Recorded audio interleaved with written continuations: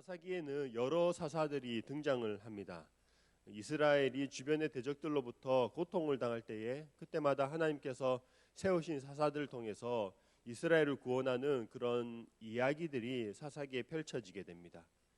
그리고 이 사사기 1장과 2장 부분은 서론적인 부분으로서 왜 이런 사사가 필요하게 되었는지, 또 왜 이스라엘이 고통을 받게 되었는지에 대한 그런 이유들이 나오고 있습니다.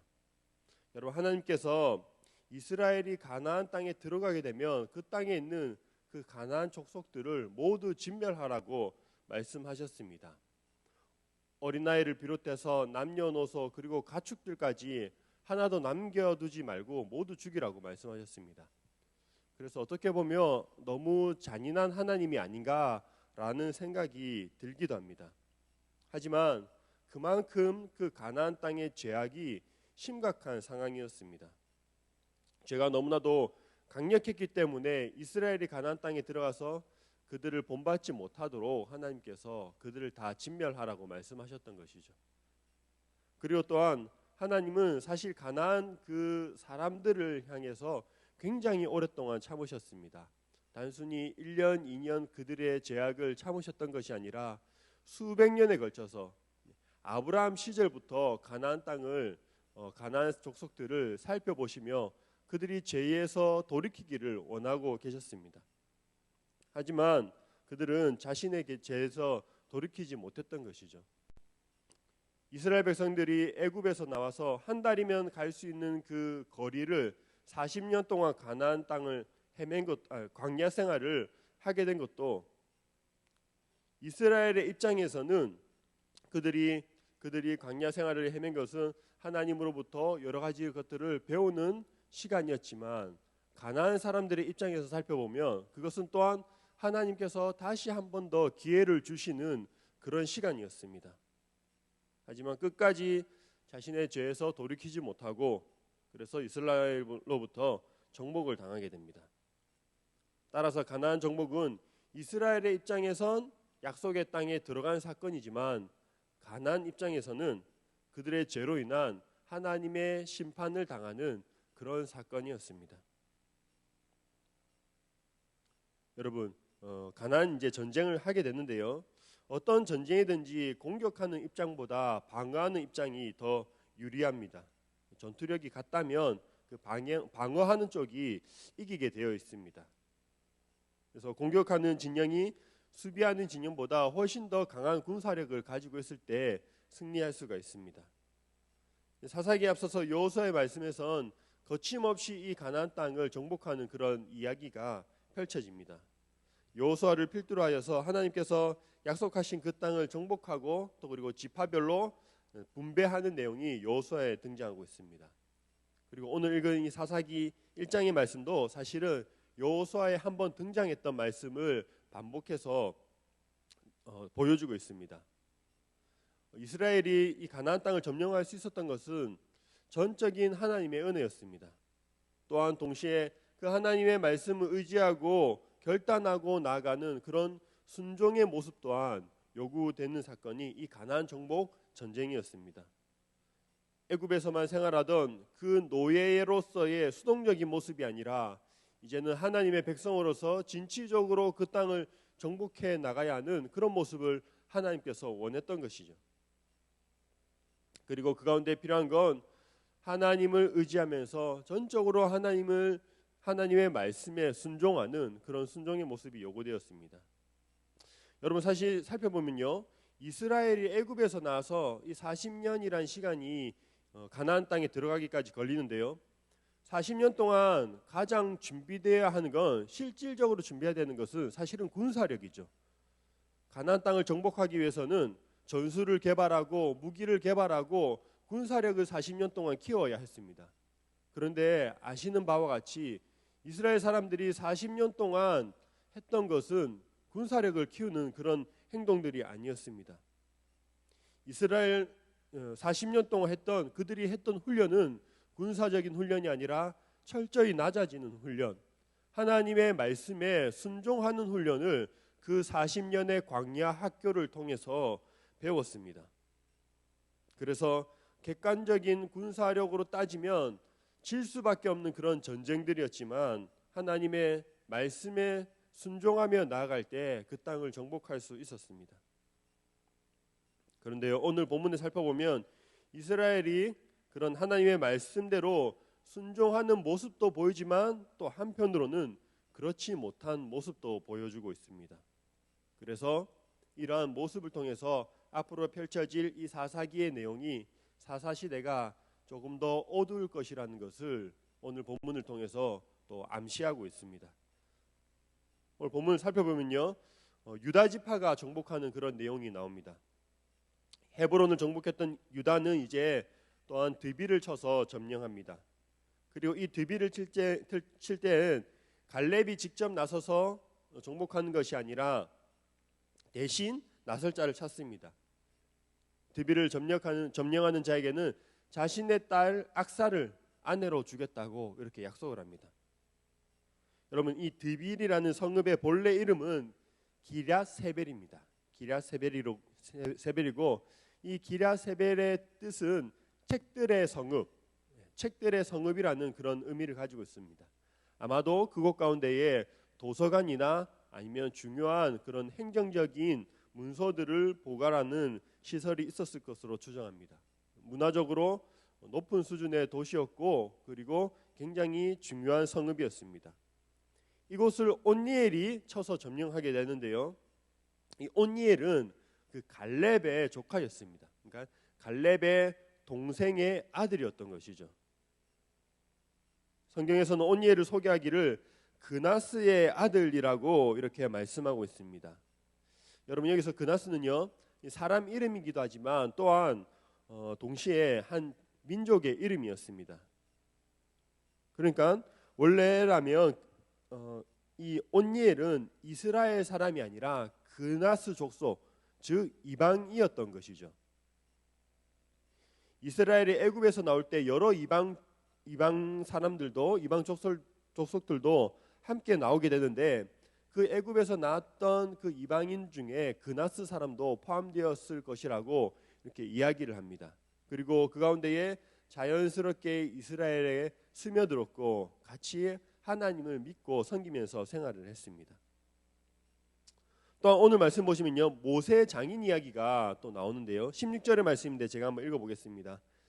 모세 장인은 겐 사람이라 그의 자손이 유다 자손과 함께 종려나무 성읍에서 올라가서 아란 남방의 유다 황무지에 이르러 그 백성 중에 거주하니라. 여기서 종려나무 성읍이란 여리고를 말하는데요, 이 모세 장인을 이야기할 때도 겐 사람이라라고 이야기하고 있습니다. 모세 장인은 이드로죠. 이드로가 겐 사람이다. 즉 이스라엘 사람이 아니라 이방인이라는 것을 밝히고 있습니다. 여러분, 이처럼 이 본문 안에 여러 이방인들에 대한 내용들이 기록되어 있습니다. 이스라엘을 대적해서 대항했던 그런 이방인이 아니라 이스라엘 편에 속해서 함께 하나님을 섬기며 이스라엘을 도왔던 그런 이방인들이 소개되고 있습니다. 갈렙도 마찬가지고 그 아우도 마찬가지고 악사, 그다음에 온니엘, 겐 사람, 이드로까지 모두 이방인이지만 그 가운데서 하나님의 역사를 함께 이루어가는 그런 모습을 볼 수 있습니다. 이를 통해서 알 수 있는 건 이 구약 시대 때부터, 신약 시대가 아니라 구약 시대 때부터 이방인을 향한 하나님의 그런 구원 계획이 성취되고 있었음을 보여주는 것이죠. 구약에서도 하나님의 편에 서서 하나님을 섬기는 사람은 이방인이라고 할지라도 그 구원을 베푸신다는 것을 보여주고 있습니다. 여러분, 이제 또 보시면 이 온니엘이 기랴세벨을 점령하고 난 뒤에 그 딸 악사를 아내로 맞이하게 됩니다. 이제 제가 14절을 한번 읽어보겠습니다.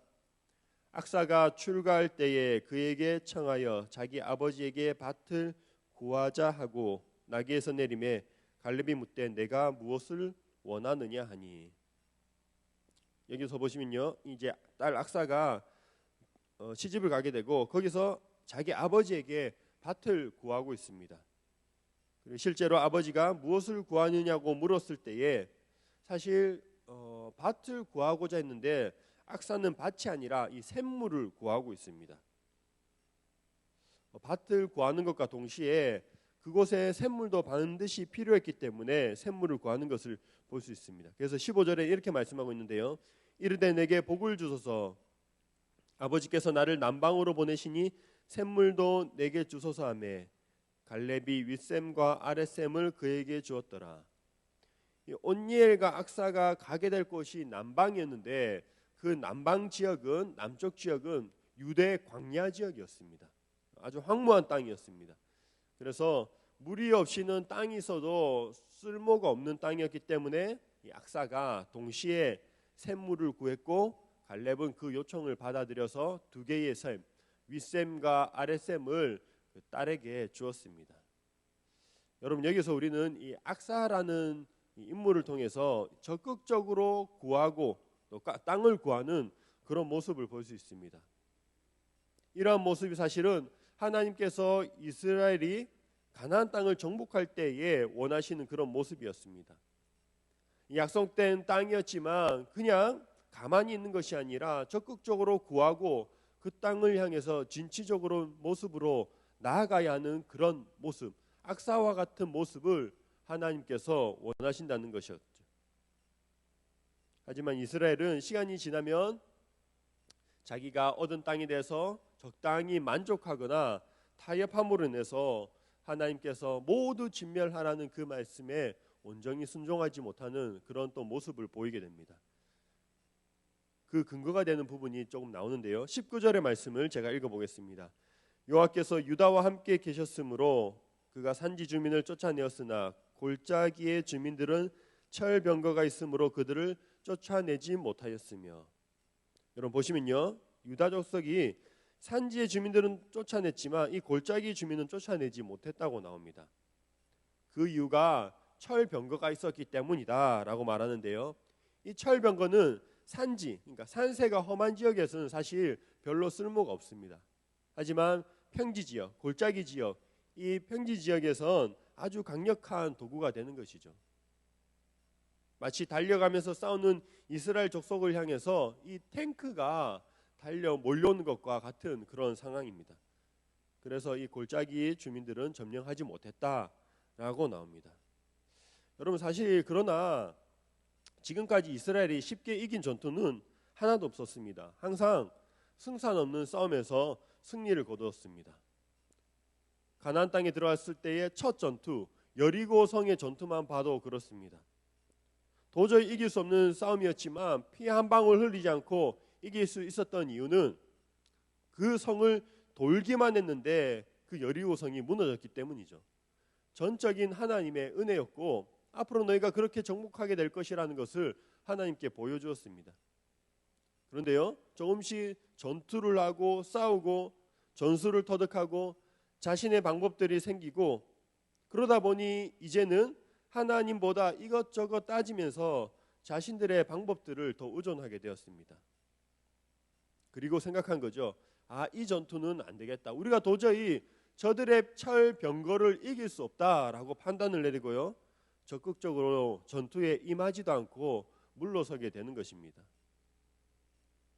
또한 21절에도 이렇게 말씀하고 있는데요. 21절을 제가 읽어보겠습니다. 베냐민 자손은 예루살렘에 거주하는 여부스 족속을 쫓아내지 못하였으므로 여부스 족속이 베냐민 자손과 함께 오늘까지 예루살렘에 거주하니라. 이 베냐민 족속도 여부스 족속을 쫓아내지 못했다고 나오는데 여부스 족속은 예루살렘에 거주하는 족속이었습니다. 이 예루살렘이란 지형 자체가 다른 지역보다 고도가 조금 높았기 때문에 방어하기에는 최상의 조건을 갖추고 있는 곳이었습니다. 그래서 오래전부터 예루살렘은 천혜의 요새로 불리는 그런 곳이었습니다. 웬만해선 정복하기 힘든 곳이었다는 것이죠. 그렇기 때문에 이 베냐민 자손이 여부스 족속을 쫓아내지 못했다. 어떻게 보면 당연한 이야기를 그냥 기록한 것처럼 보이죠. 철병거가 있기 때문에 정복하지 못했다. 너무 그 요새가 단단하기 때문에 정복하지 못했다. 여러분 당연하게 보이지만 사실은 이것은 핑계일 뿐이었습니다. 하나님 앞에선 그런 것이 핑계가 될 수 없다는 것이죠. 하나님은 분명히 말씀하셨습니다. 가나안 땅에 반드시 들어가게 될 것이고 그리고 그 땅을 이스라엘 백성들에게 주시겠다고 말씀하셨습니다. 그리고 명령하시기를 진멸하라, 전쟁에서 모두 그 사람들을 죽이라라고 명령하셨습니다. 여러분, 하나님의 말씀에는요, 하나님의 명령에는, 명령하시면 그 명령에는 약속도 포함되어 있습니다. 점령하라고 하시는 그 명령 속에 점령하도록 하시겠다는 그런 하나님의 약속이 포함되어 있는 것입니다. 하지만 그 약속을 믿지 못했기 때문에 결국은 믿음이 부족해서 온전히 순종하지 못하는 모습을 보여줍니다. 사랑하는 성도 여러분, 우리도 하나님의 명령에, 하나님의 말씀에 이것저것 따지고 합리적으로 판단해서 핑계를 댈 때가 많이 있습니다. 하나님, 철병 것 때문에 안 됩니다. 저것은 도저히 승산이 없는 싸움입니다. 해봐도 안 되었고 또 앞으로도 안 될 것입니다. 한번 부딪혀 보지도 않고 당연히 안 된다고 판단을 내리고 적극적으로 나서지 못하는 그런 일들이 있습니다. 하지만 그런 때에도 하나님께서는 믿음으로 갈망하고 그 땅을 차지하기를 갈망하며 순종함으로 나아가는 그런 모습을 하나님께서 요구하시지 않나, 그런 생각을 해봅니다. 여러분, 하나님께서 우리 마음에 감동을 주시고 명령하시는 것이 있다면 그것이 곧 하나님께서 은혜를 주시고 도와주시겠다는 그런 하나님의 약속임을 믿으시기 바랍니다. 하나님의 약속을 믿으며 항상 온전한 순종함으로 나아가는 우리 모두가 되길 주님의 이름으로 축원합니다.